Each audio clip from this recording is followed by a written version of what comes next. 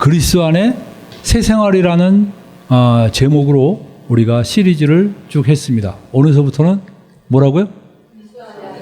그리스도 안에 성장이라는 제목으로 이 시리즈를 공부하겠습니다. 여러분들, 우리는 앞에서 창조주 하나님과 그리고 구주 예수 그리스도에 대해서 우리가 배웠어요. 오늘은 우리가 보혜사 성령에 대해서 말씀을 나누기로 원합니다. 성령께서는 우리와 가장 밀접하게 계시는 분이십니다. 그래서 여러분들, 성도들 안에 이 성령이 계셔요. 여러분들, 성령이 내 안에 계시다는 걸 의식하는 것이 얼마나 중요한지 모릅니다. 근데 성경에는 성령께서 바로 우리들 각자 안에 계신다고 명백하게 얘기하고 있습니다. 나같이 부족한 게, 나같이 형편없는 게. 여러분들 한번 봅시다. 여기 아주 그냥 굉장히 예쁘고 아주 그냥 똑똑하고 사랑스러운 애가 있어요. 근데 내 자식이 아니야. 근데 여기에 아주 그냥 지질이 못나고 참 머리도 나쁘고 그래. 근데 내 자식이야. 여러분들, 이거 뭘로 구분하죠? 잘나고 못난 걸로 구분합니까? 이게 내 자식이고 얘는 내 자식이 아닌데 그 뭘로 구분해요? 뭘로 구분합니까? 예? 내 핏줄이냐 아니냐 이걸로 구분하죠. 얘는 정말 내 DNA를 받은 애예요. 내 자식이야. 아무리 못났어도 내 자식이에요. 하나님이 보실 때 이 세상에 훌륭한 사람도 많고 아주 대단히 희고 뻗쩍한 사람도 많아요. 근데 하나님은 누가 내 자식일까?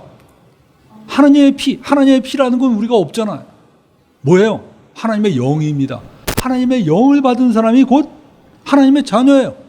아무리 그가 세상적으로 봤을 때 못났어도 하나님은 자기 영을 받은 그 사람을 바로 자신의 자녀고 사랑받은 사람으로 여기신다는 겁니다.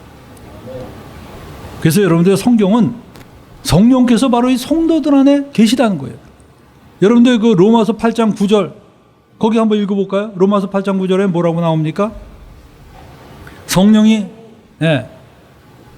로마서 8장 9절 한번 읽어보세요. 만일 너희 속에, 시작. 만일 너희 속에 하나님의 영이 거하시면 너희가 육신에 있지 아니하고 영에 있나니 누구든지 그리스도의 영이 없으면 그리스도 사람이 아니니라 그랬어요. 뭘로 구분됩니까? 그리스도인인가 아닌가가? 학력으로 구분됩니까? 아니면 얼굴의 미모로 구분됩니까? 아니면 여러분들의 재산 정도로 구분됩니까? 아니면 여러분의 가문으로 구분됩니까? 전혀 아닙니다. 아브라함의 피가 한 방울이라도 섞여야지 그리스도인입니까? 아니에요. 성경은 뭐라고 말하냐? 성령이 거하시면 그는 그리스도인이라는 거예요. 성령이 거하지 않으면 그리스도인이 아니라는 겁니다. 이걸로 구분되는 겁니다. 세상에 내 자식이냐 아니냐는 피로 구분되지만 그리스도인이 아니냐는 성령으로 구분돼요. 하나님의 영이 내 안에 계시느냐 안 계시느냐. 여러분들, 성경은 우리에게 성령의 처음 익은 열매를 받은 자라고 그랬어요. 저는 이 말이 굉장히 이해하기가 어려웠어요. 성령의 처음 익은 열매를 받은 자가 뭘까? 이게 뭘까요? 성령의 처음 익은 열매를 받은 자다. 어떤 사람은 예수님 그 예수님 당시에 처음 믿은 사람들, 그 사람들이 바로 성령의 처음 익은 열매를 받은 사람이다 라고 말하는 사람이 있어요. 그럴까요? 안 그럴까요? 예? 예수님이 돌아가시고 부활하셨잖아요. 그리고 승천하신 뒤에 그 오순절 다락방에 모였다 받은 사람들 있죠. 그 사람들이 성령의 처음 익은 열매를 받은 사람들이에요. 맞아요? 틀려요? 예? 아니, 맞지. 그 사람들이 왜 처음 익은 열매를 받은 사람이 아니야? 그 사람은 처음 익은 열매를 받은 사람이에요. 성령의 처음 익은 열매를 받은 사람. 그러면 그 뒤에 받은 사람들은 성령의 두 번째 열매를 받은 사람이에요? 이게 중요한 겁니다. 성령의 처음 익은 열매를 받은 사람이 그러면 오순절 때 받은 사람이냐? 여러분, 사도 바울은 언제 받았어요, 성령을? 예? 오순절 다락방에서 받았어요? 그 다음에 받았죠? 근데 사도 바울이 그래요. 우리가 성령의 처음 익은 열매를 받은 사람이라는 거. 그러면 어디까지야? 아, 이게 조금 더 연장되는구나. 그래서 AD 뭐 한 70년까지 그때 그래도 제자들이 살아있는 동안에 받은 사람들만 성령의 처음 익은 열매를 받은 사람일까요? 예? 현재도. 그러면 성령의 처음 익은 열매를 받은 사람이면 두 번째 열매 받은 사람도 있을 거 아니야. 두 번째 열매 받은 사람도 있을까요? 여기에서 저는 퀘스천 마크였어요. 도대체 처음 익은 열매를 받은 사람이 뭔가? 근데 제가 요새 그 여러 가지 그 이스라엘과 그 다음에 여러 그 성경의 말세에 대해서 연구하다가 아주 중요한 어떤 힌트를 봤어요. 무슨 힌트를 봤냐면 성령의 처음 익은 열매가, 여러분들 성령이 언제 임하셨죠? 오순절 때 임했죠? 오순절이 뭐 하는 날이에요? 오순절이 바로 이스라엘 백성들이 밀을 추수해서 처음 갖다 바치는 날이 그게 바로 오순절이에요. 근데 우리가 받은 성령이 오순절 때 임하신 성령이에요. 할렐루야. 그게 처음 익은 열매야. 그 처음 익은 그 오순절 때 임하신 그 성령이 계속 지금도 교회에서 역사하고 사람들에게 역사하고 계시는 거예요.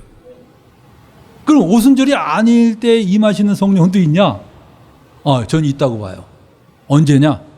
여러분들 그 계시록에 보면, 계시록과 스가랴서를 보면 여러 가지를 연구해서 봤을 때 우리 성도들이 전부 다 휴거되고 올라가잖아요. 올라가고 난 뒤에 이스라엘 전체에 굉장한 회개가 터집니다. 그 회개가 터지는데 우리 보면 스가랴서 12장 10절을 보면 이런 말씀이 나와요. 내가 다윗의 집과 예루살렘 주민에게 은총과 강구하는 심령을 부어주리니. 은총의 영, 강구하는 영, 그 영을 부어주시는데 그들이 그때 막 그 찌른 바 그를 바라보고 그를 위하여 애통하기를 독자를 위하여 애통하듯이 막 가슴을 치면서 회개한다 그랬어요. 근데 그게 언제 일어나는지 아세요? 여러분들 이스라엘의 절기를 보면 흥미로운 게 발견됩니다. 이스라엘의 절기에 보면 6월절 날, 6월절에 뭘 잡아요? 양을 잡죠. 그때 누가 돌아가셨죠? 예수님이 돌아가셨어요. 그 다음에 초실절에 처음으로 이제 사람들이 곡식을 갖다 바치는 날이에요. 그날에 어떤 일이 일어났습니까? 예? 6월절 다음 날.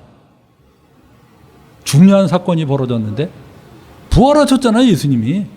부활하셨어요. 그때부터 이스라엘 백성들은 곡식을 갖다 바치기 시작해서 50일 동안 갖다 바칩니다. 50일 동안 갖다 바쳐서 제일 마지막에 그걸 마무리 짓는 게 오순절이에요. 그 오순절 때 성령이 임하셨어요. 그리고 무엇이 탄생했습니까? 교회가 탄생했죠? 교회가 탄생했습니다. 근데 이스라엘 백성들은 예수님을 받아들였어요? 안 받아들였어요?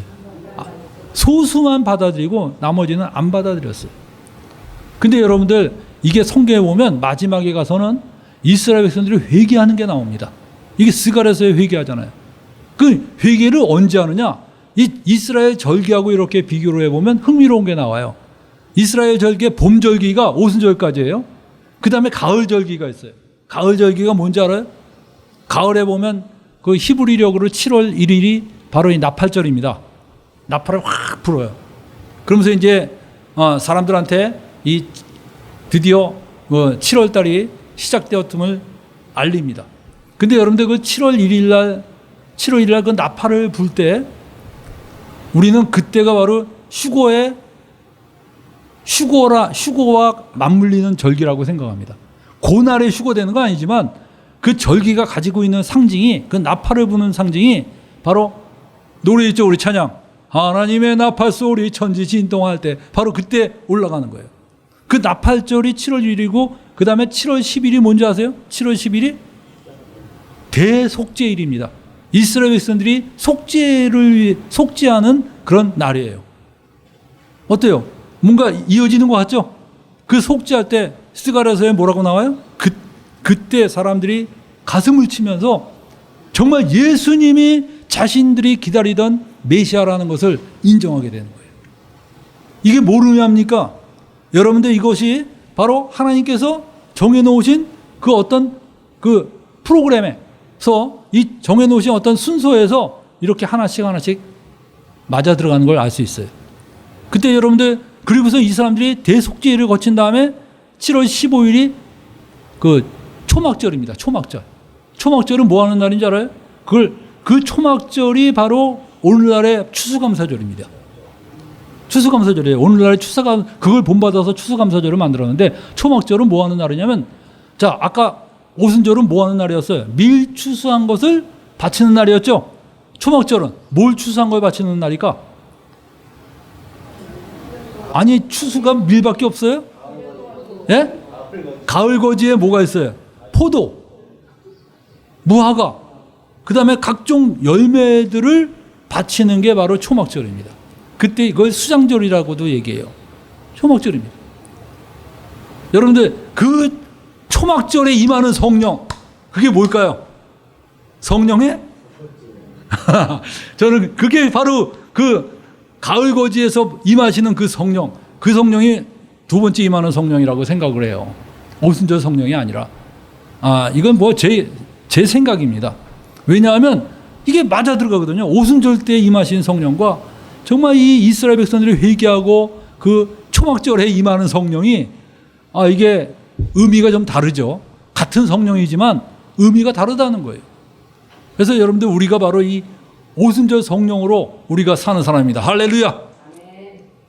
그래서 여러분들 우리는 성령의 처음 익은 열매를 받은 사람이고, 그리고 또 뭡니까? 우리가 한 성령을 마시게 하셨다 그랬어요. 고린도전서 12장 13절 한번 볼까요? 12장 13절 한번 읽어봅시다.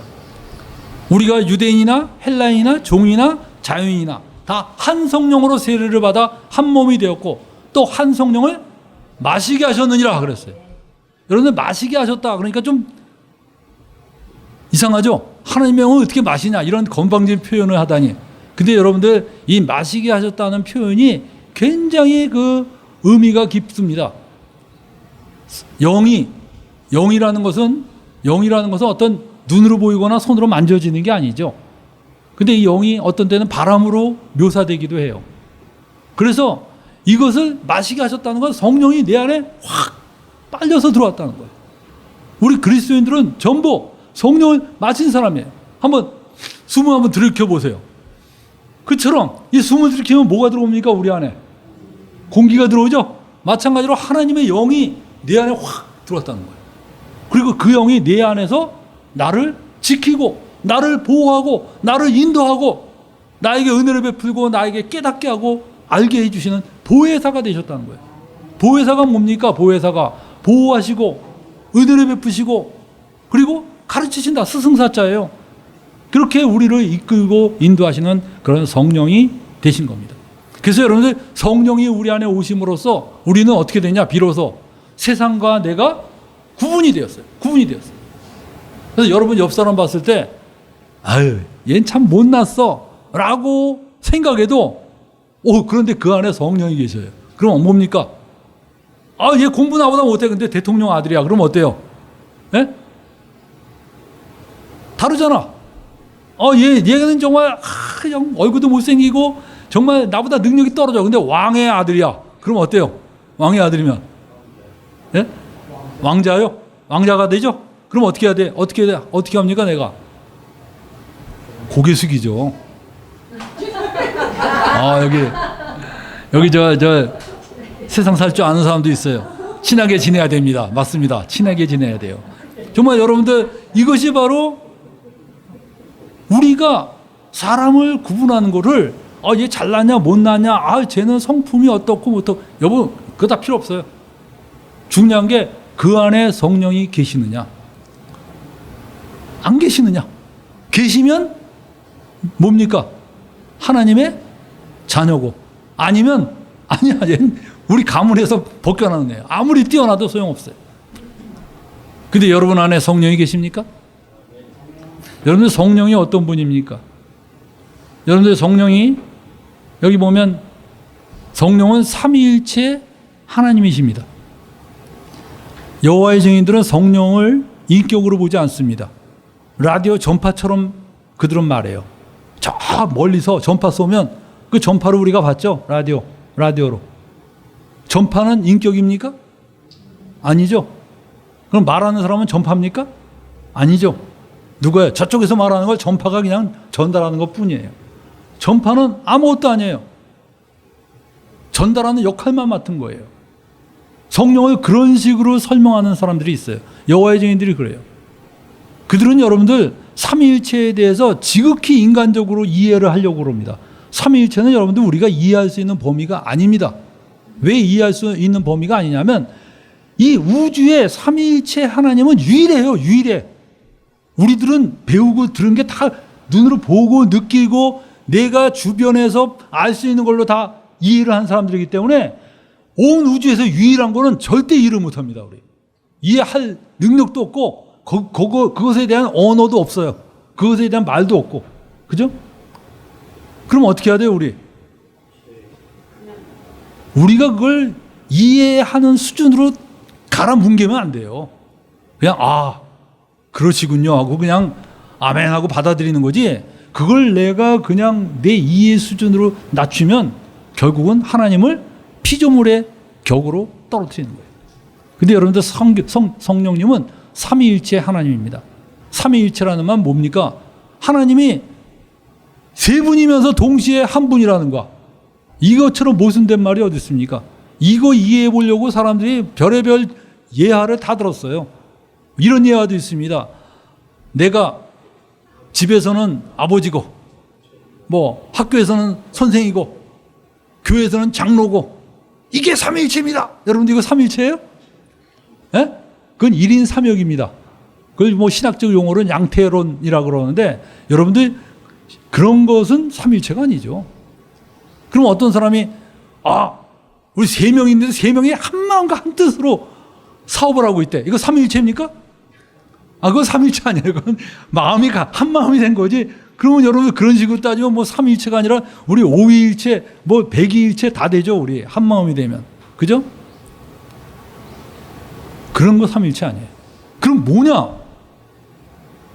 심지어 어떤 불경스러운 사람들은 머리가 셋 달린 어떤 그 짐승이다. 삼위일체는 이렇게 설명하는 사람이 있어요. 교회에서 보면 그렇게 말하는 사람이 있어요. 그러면서 막 비웃었어요. 삼위일체를. 말도 안 된다고. 지 머리에서 생각하다 보니까 그런 거예요. 여러분들 삼위일체는 지금까지 제대로 설명한 사람이 없습니다. 근데 지금까지 설명을 제대로 한 사람은 없는데 지금까지 설명을 잘못한 사람은 무수히 많아요. 그러니까 잘못 설명은 잘할 수 있어. 근데 제대로 설명은 어려워요. 삼위일체가. 그러니까 우리 한 가지 분명한 게 뭡니까? 하나님은 성부, 성자, 성령 이렇게 세 위격을 가지고 계시는데 이분들은 모두 하나시다. 마음만 같아서 하나가 아니라 실제적 실존 자체가 하나라는 거예요. 갈라질 수가 없는 그런 하나시라고 이야기하는 거예요. 그래서 여러분들 이것을 우리 인간적인 언어로 이렇게 표현합니다. 예수님, 하나님의 아들은 어떻게 했어요? 하나님이 낳으셨다 그래서 낳으셨다. 우리는 낳으신 거예요? 만드신 거예요? 우리는 만들어졌어요. 우린 피조물입니다.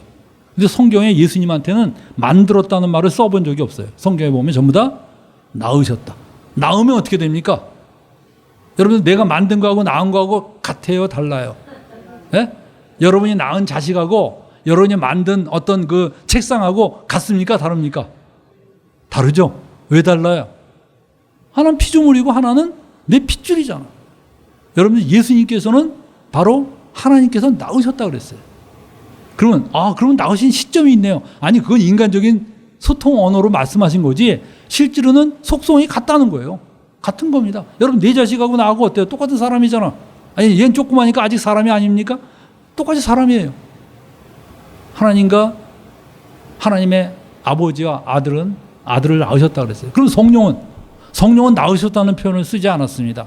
성령에 대해서는 뭐라고 얘기했냐면 요한복음 15장 26절에 내가 아버지께로서 너에게 보내 보혜사 곧 아버지께로서 나오시는 성령이라고 그랬어요. 나오시는 게 뭐예요? 하나님이 숨을 불어내시면 거기서 확 나오는 거. 그게 또 인격이라는 거예요. 너무 어렵죠. 후 내쉬면 그건 그냥 숨인데 그게 또 하나의 인격이라는 거예요. 우리 그게 어떻게 가능하냐? 가능합니다. 하나님이 여러분 진흙으로 우리 만든 다음에 어떻게 했어요? 훅 불어넣었죠? 훅 불어넣으니까 뭐가 됐어요? 그 진흙이 사람이 됐어요. 인격이 됐어요. 어떻게 그게 인격이 되냐? 진흙덩이가 바람 불어넣었다고 여러분들 선풍기 아무리 쐬봐야 진흙에다 인격이 되나? 인격이 됩니까 여러분? 예? 펌프질 해봐요. 인격이 됩니까? 안 되죠. 근데 하나님이 불어넣으시니까 인격이 됐어요. 근데 여러분들 그 하나님이 새로운 의미로 우리에게 보내셨어요. 누구십니까? 성령이십니다. 성령이 그 하나님으로부터 나오셨어요. 근데 그분이 인격이죠. 인격을 가지고 우리에게 말씀하시고 가르치시는 거예요. 여러분들 그래서 삼위일체는 신비입니다. 우리는 그것을 세상에 있는 어떤 걸로 비유를 들어서 제대로 설명할 수 없어요. 그러나 여러분들 우린 설명은 안 되고 이해는 못하지만 그러나 인정할 수 있어요. 아, 예수님도 하나님이시고 성령도 하나님이시다. 그리고 이분들이 한 하나님이시다. 하나님이 세 분이 아니라 하나님은 몇 분이에요? 한 분이라고 그래야 돼요. 여러분 하나님 몇 분입니까? 그러니까 세 분입니다. 이러면 안 됩니다. 하나님은 뭐예요? 한 분이에요. 한 분. 그래서 여러분들 하나님이 한 분이시면서 셋으로 이렇게 위격으로 나타나는데 우리가 이해가 안 되니까 따로따로 이해하는 수밖에 없어요. 따로따로. 하나님은 한 분이시다. 근데 하나님의 아버지도 하나님이시고 하나님의 아들도 하나님이시고 성령도 하나님이시다. 그거 조화를 못 시킨다. 근데 이게 바로 성경에서 말하는 바다. 여러분들 이 성령께서는 예수 그리스도와 같은 보혜사라 그랬어요. 보혜사. 보혜사가 뭡니까? 이게 여러분들 영어로는 표현하기가 어려운 말인데 한문으로 기가 막히게 우리나라 이 한문이나 이게 가능한 겁니다. 보혜사. 보혜사가 뭐예요? 보가 뭡니까? 보호하시다. 지키시다 이거예요. 지킬보. 그 다음에 해는 뭡니까? 은혜해. 은혜를 베푸시고. 사. 스승사. 가르치신다는 거예요. 이걸 영어로 이 세 개를 한꺼번에 표현하는 단어가 없어요. 영어는 없어요. 그게. 근데 우리는 한문 문화니까 이렇게 말하는 거예요. 보혜사시다. 근데 그리스도께서 이 땅에 오셨을 때 뭐 했습니까? 제자들을 보호하시고 제자들에게 은혜를 베푸시고 제자들을 가르치셨어요. 근데 그 예수님이 가시면서 뭐라 그러냐? 내가 가면 또 다른 보혜사를 너에게 보낼 것이다. 그리고 보내신 분이 성령이십니다. 여러분들 그래서 어떤 사람은 뭐 부활을 믿지 않는다, 뭐 예수님의 십자가가 진짜냐, 뭐 이런 헛소리들 많이 하는데 여러분들 예수님 부활만큼 기적이 뭔지 아세요? 성령이 오신 거예요. 성령이. 제자들에게 성령이 오신 거. 그건 정말 뭘로 설명하겠어요, 그걸. 그 비겁한 제자들, 다 도망간 제자들, 그 소심한 제자들, 그 무지한 제자들이 예수님이 돌아가시고 50일밖에 안 됐어요. 50일. 여러분들 50일 동안에 뭘 할 수 있어요? 예? 만약에 이 강동교회가 막 초토화됐다 그래 봅시다. 50일 만에 뭘 할 수 있겠어요? 근데 여러분들 예수님이 십자가 달려 죽으셨어. 아주 비참하게 죽은 걸 봤는데 50일 만에 갑자기 제자들이 나타나더니 그분이 부활하셨고 그분이 우리의 구주라는 거야. 그지? 그리고 예수님이 돌아가실 때 도망갔던 제자들이 50일 만에 돌아오더니 죽이겠다 그러니까 죽여라! 죽이라는 거야. 얘들이 왜 이렇게 용감해졌지? 이럴 수 있어요, 여러분? 예? 50일 동안에 무슨 정신개조를 받았길래 무슨 특수 훈련을 받았냐 이거야. 갑자기 50일 만에 죽이려면 죽여라. 너희들이 아무리 나 죽인다 그래도 나는 듣고 본 바를 말하지 않을 수 없다. 그리고 죽여도 안 무섭다는 거야. 왜? 왜 안 무서울까요?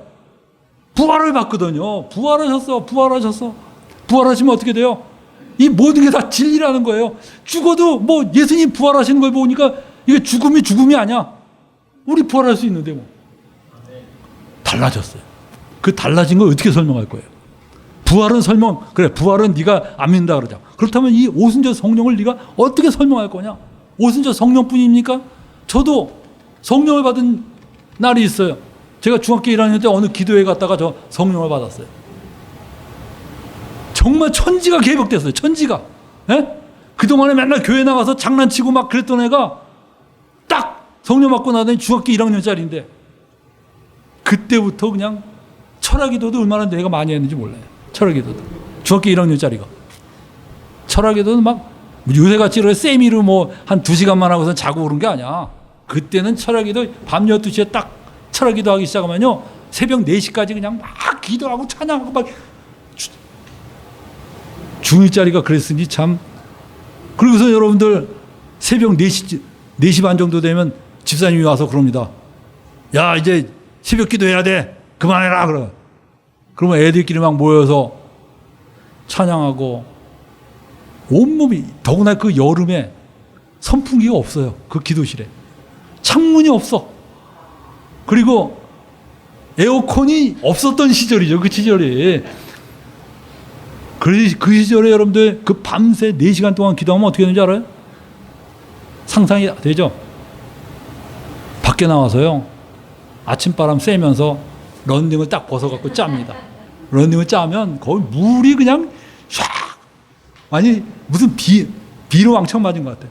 그러면서 그럽니다. 나의 기쁨 나의 소망 되시며. 미쳤죠?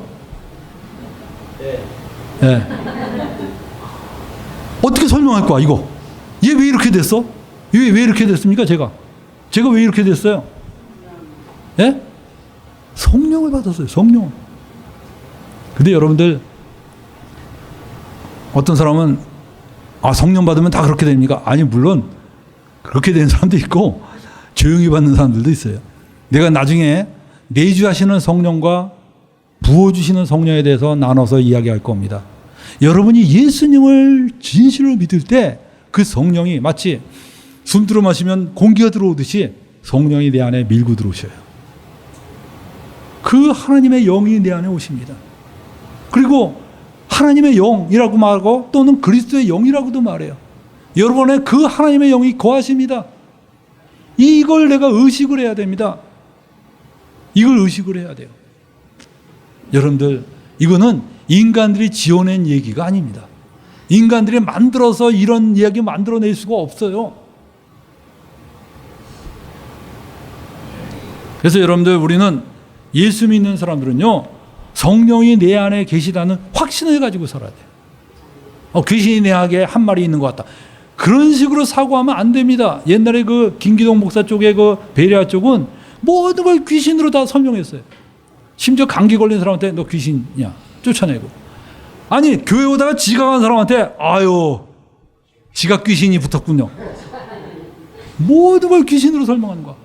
그러다 보니까 그 사람들은 수시로 자신들도 귀신이 들어온다고 생각하니까 어떤 때 조금 이상하면요 귀신이 한 마리 들어왔구나. 여러분들 성령이 내 안에 계시구나라고 생각해도 정말 제대로 살까 말까인데 귀신이 한 마리 내 안에 있구나 그러면 어떻게 살겠어요? 그 사람 삶이 파괴되는 거예요. 삶이 파괴됩니다. 제가 옛날에 가르쳤던 학생이 아주 그 교회에 아주 열정적으로 다니던 여학생이 있었는데 걔가 나이가 이제 50이 됐는데 거기 떠났대요. 하게 엉터리라는 걸 깨닫고 뒤늦게 깨달아서 다행입니다. 여러분들 그렇게 귀신하면 그 사람의 인격이 파괴됩니다. 옛날에 여러분들 저는 뭐 귀신 들린 학생들이 있으면 막 많은 학생들이 보는 앞에서 막 귀신을 쫓아내고 그러는데 그거 그러면 안 되겠더라고요. 그러면요 그 쫓겨난 아이가 나중에 인격적으로 굉장히 그 어떤 그 손상을 입을 수 있어요. 걔를 위해서 조금 조심스럽게 다룰 필요가 있습니다. 여러분들 우리가 실제로 우리가 중요한 것은 그리스도인들은 성령이 내 안에 계시다. 그 확신을 가지고 있어요. 귀신이 우리를 유혹할 수 있죠. 우리를 막 억압할 수도 있어요. 그러나 여러분들 우리를 완전히 지배할 수 없습니다. 왜냐? 내 안에 성령이 계시기 때문에 그래요. 그래서 여러분들 귀신이 꼭 나갈 때 뭐 이렇게 거품 물고 쓰러지고 이러면서 나가는 게 아니에요. 어떤 사람은 꼭 그런 식으로 나가야지만 나갔다고 생각하고서 막 거울을 쳐다보면서 그냥 예시로 나가 그러니까 하면 나갔구나. 제가 그렇게 말하는 사람 봤어요. 그렇게 하지 마세요. 여러분이 다시 주님을 향해서 돌이키는 순간에 떠납니다. 왜? 파리가 여러분들 파리 맨날 쫓아내도 자꾸 오죠. 왜 옵니까 파리가? 이게 뭐가 있어서 그래요? 뭐가 있어서? 네? 집에 똥이 하나 이렇게 있어봐요. 파리들이 꼬이잖아 거기. 그죠? 그럼 계속 파리만 쫓아내면 어떻게 돼요? 또 올 거 아니에요. 어떻게 됩니까? 그 똥을 치워야 돼요. 그리고서 파리 때려잡아야 돼요. 아니면 딴 데다 놓으면 파리가 그쪽으로 가지 이쪽으로 안 옵니다. 깨끗한 쪽으로 안 와요. 여러분이 마음이 예수 그리스도로 향하는 순간에 여러분을 괴롭히는 모든 악한 영들이 다 떠납니다. 다 떠나요. 여러분들 안에 성령께서 계시다는 이 확신 가운데 여러분이 살 필요가 있어요. 여러분들 그 안희순 여사가 쓴 죽으면 죽으리다라는 책이 있어요. 거기에 보면 그 감옥에서 그 남편을 살해하고 들어온 여자가 있었는데 그 만주족 여자인가 그래요. 이 여자가 거의 미치광이가 돼갖고 막 발광을 하고 막 사람들한테 포악한 행동을 하고 어떻게 이 사람을 제어할 길이 없었어요. 근데 그 안희순 여사가 그 여자를 이렇게 품에 안아줍니다. 그리고 겨울에 그 평양 교도소가 너무나 추워서 발이 꽁꽁 얼었는데 그 교도소에서 제대로 된 이불조차 주지 않는데 이 안희순 여사가 그 여자의 발을 품고 맨날 잡니다. 그 이 여자가 막 발광을 하고 막 그냥 때리고 이러는데도 그냥 계속 사랑을 부어요. 어느 날 이 여자가 갑자기 제정신이 돌아오더니 눈물을 흘리면서 예수님을 영접했어요. 뭐 발광을 하면서 귀신이 나간 게 아니고 알아서 돌아왔어요. 그리고 그 여자가 예수님을 믿고 나중에 사형장으로 끌려가서 죽었습니다. 여러분들 우리가 예수 그리스도의 사랑이 내게 임할 때 내 안이 가장 거룩하고 성결해지는 겁니다. 여러분 안에 나 성령이 계시다. 이 의식해야 돼요. 나처럼 형편없는 사람, 내가 요즘 뭐 별 볼일 없는데 아니에요. 여러분이 예수님을 믿기로 한 이상 여러분 안에 성령이 계셔요. 여러분 내 안에 성령이 있다는 거 어떻게 확인합니까? 우리 성령이 있다는 거 어떻게 확인하죠? 여기 보면 내주하시는 성령의 증거가 저는 성경을 통틀어서 성령이 내 안에 계시다는 증거를 제가 두 가지로 압축해서 생각을 합니다. 이건 제가 성경을 연구한 결과입니다. 성령이 그 안에 계시다는 걸 어떻게 아느냐? 어떤 사람은 오순절 교회파는 방언해야 됩니다. 또 어떤 교회파에서는 눈물을 흘린 적이 있습니까? 어떤 교회파에서 말씀을 찡하고 느낄 때 이런 여러 가지 얘기하는데 여러분들 그거 전부 다 자기 위주의 체험을 얘기한 거고 성경에서 말하고 있는 성령이 내 안에 계신 증거는 두 가지로 나와요. 하나는 뭐냐면 복음이 믿어지는 겁니다. 데살로니가 후서 1장 10절을 한번 보면 데살로니가 후서 1장 10절 거기에 이런 말씀이 나옵니다. 한번 찾아보세요. 데살로니가 후서 1장 10절 그날에 그가 강림하사 그의 성도들에게서 영광을 받으시고 모든 믿는 자들에게 놀랍게 여김을 얻으시리니 이는 우리의 증거가 너에게 믿어졌습니다. 피동태로 써 있어요. 피동태. 믿어졌다. 이 증거가 믿어졌다는 거야. 여러분들 예수님이 우리 부활하셨습니다. 밖에 나가서 얘기해 봐요. 그럼 사람들이 뭐라 그럴까요? 네? 돌았군. 이럴 거예요. 그죠? 근데 우리는 예수님이 부활하셨습니다. 그러니까 뭐라 그래요? 아멘. 왜 그래요? 믿어졌어요. 그 누가 믿어졌어요? 원래 안 믿었는데 계속 믿어야지 막 세뇌를 하니까 나중에 체면 걸려서 믿게 된 겁니까 여러분? 그렇게 믿게 된 사람은 누가 부활 그거 거짓말이야 그러면 그렇지 이러면서 또 넘어갑니다. 그쪽으로. 여러분들 우리는 논리에 의해서 믿은 게 아니에요. 예수님의 부활이. 내 안에 성령이 오셨기 때문에 그게 믿어진 겁니다. 예수님이 내 죄를 위해서 죽으셨다. 그게 믿어진 거예요. 부활하셨다. 믿어진 겁니다. 이게 뭡니까? 내 안에 성령이 계시다는 증거예요. 여기 나왔잖아요. 믿어졌습니다. 믿어졌다. 여러분들 이것이 믿어졌다는 것이 너희에게 성령이 계시다는 증거고 구원받은 증거라는 거예요. 또 하나 있습니다. 고린도전서 12장 3절을 읽어볼까요? 고린도전서 12장 3절 이거 다 같이 읽어보세요. 고린도전서 12장 3절에 보면 그러므로 내가 너에게 알리노니, 다 같이 읽어보세요. 하나님의 영으로 말하는 자는 누구든지 예수를 저주할 자라 하지 아니하고, 또 성령으로 아니하고는 누구든지 예수를 주시라 할 수 없다 그랬어요.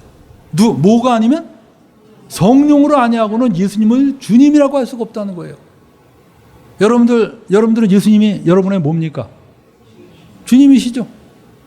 어떤 사람은 제가 별로 순종을 제대로 하지 못하고 살아서 저는 정말 립서비스 같습니다 라고 하는데, 아니에요. 여러분들, 주님이 여러분은 노예처럼 1서부터 100까지 다 순종해야지 넌 주님이야 이러냐? 그거는 아닙니다.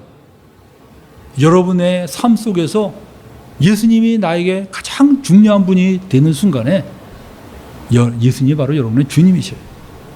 여러분의 머릿속에서 왜 예수님이 나에게 가장 가치 있고 중요한 분이 되셨느냐? 성령이 여러분에게 오셨기 때문에 그래요. 예수님을 주님으로 시인하는 이것은 성령으로 아니하고는 불가능하다 그랬어요. 여러분의 예배 드리면서 정말 주님께 경배하는 이 마음 속에 정말 주님에 대한 깊은 존경과 주님에 대한 인정이 있을 때, 범사의 그를 인정하는 마음이 있을 때, 그것은 바로 성령으로부터 온 겁니다. 여러분이 이런 증거가 있을 때 내 안에 성령이 계시는 거예요. 여러분에게 묻겠습니다. 여러분들 성령이 계십니까? 네. 여러분 안에 성령이 계시다는 것을 왜 알지 못하느냐? 사도 바울은 얘기하고 있어요. 너희 몸은 하나님께로부터 받은 바, 하나님의 성령이 거하시는 거룩한 하나님의 성전이라는 걸 왜 알지 못하느냐? 이걸 받아들이고 인정해야 됩니다. 그럴 때 내가 비로소 이 세속화된 세상에서 거룩한 삶을 유지할 수 있는 거예요. 내 정체성을 못 깨달았으니까 계속 나는 세속에 물들고 세속에 끌려다니고 세속에 찌들어서 사는 겁니다. 여러분의 안에 성령이 계시다는 걸 인정할 때 나는 구분된 삶을 살고 거절할 수 있어요. 여러분이 정말 이 세상과 세상의 물결에 그냥 휩쓸려 떠내려가면요, 여러분들은 비참한 인생을 맞이하게 될 겁니다. 우리가 성령을 받았기 때문에 어떻게 살아야 돼요? 성령으로 살아야 되는 것입니다. 기도하겠습니다. 하나님 아버지 감사합니다.